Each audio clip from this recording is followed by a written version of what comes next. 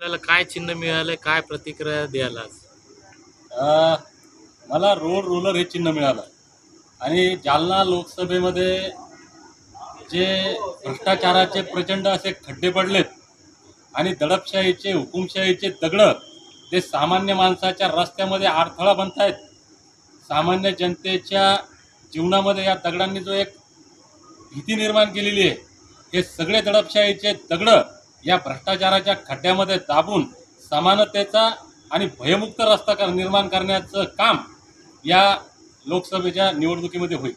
काय वाटतं प्रमुख निवडणूक म्हणजे कोणकोणते विरोधक राहणार आहे? काय वाटतं माझी निवडणूक ही 100% या ठिकाणी समनक जनता पार्टीचे उमेदवार दीपक बोराडे आणि रावसाहेब दानवे यांच्यामध्ये होईल. भूमिका काय असणार तुमच्या आता लोकांमध्ये कोणते मुद्दे आहेत तुमचे? लोकांमध्ये शेतकऱ्याचे मुद्दे, ज्या जगाच्या पोशिंद्या शेतकऱ्याच्या मालाला डबल भाव देतो म्हणून हे सरकार सत्तेत आहे, या शेतकऱ्याच्या मालाचे भाव जर आपण पाहिले तर देशोधडीला शेतकरी लागलाय. शेती आधारित जे लागणारं साहित्य आहे, खतं, बी बियाणे, याचे भाव मात्र गगनाला भिडलेत. पण शेतकऱ्याच्या मालाला या ठिकाणी किंमत नाही. शेतकरी आत्महत्या करतोय. वर्षाला 2 कोटी रोजगार देण्याच्या यांनी बाता मारल्या. 10 वर्षामध्ये 2 कोटी रोजगार देण्याचं काम केलं नाही. आज सुशिक्षित बेरोजगार तरुणांची संख्या वाढली.